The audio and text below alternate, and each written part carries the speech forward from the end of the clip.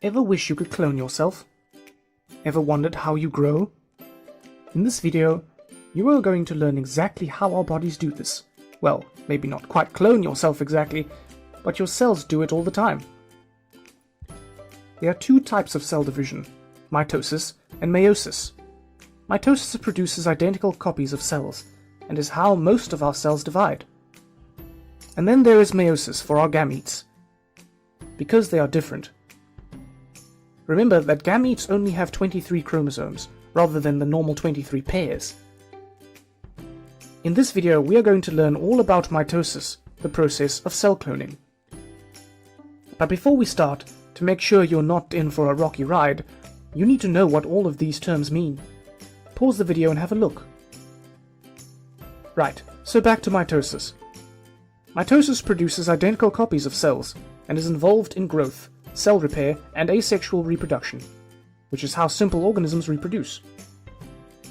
When cells divide by mitosis, the number of cells increases, and hence the organism grows. So let's get stuck in. All cells contain two sets of chromosomes. So in humans, we have two sets of 23 chromosomes, making 46 in total.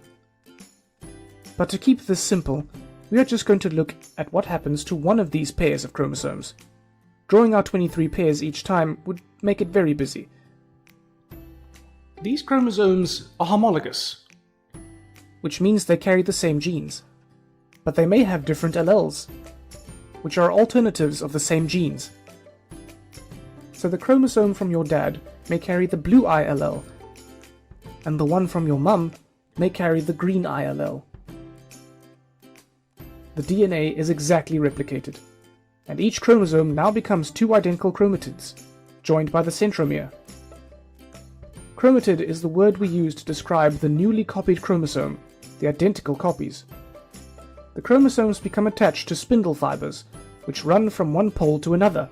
The individual chromosomes line up at the equator of the cell. The spindle fibers shorten and the centromere divides, so that each chromosome becomes two separate chromatids. The cell membrane pinches to separate the two sets of chromatids into two cells. So the original cell has become two daughter cells. The daughter cells are identical to one another, identical to the parent cell, and have the same number of chromosomes as the parent cell. There is of course much more detail than this, but this is all we need to know for now. If you want to learn more, just Google mitosis.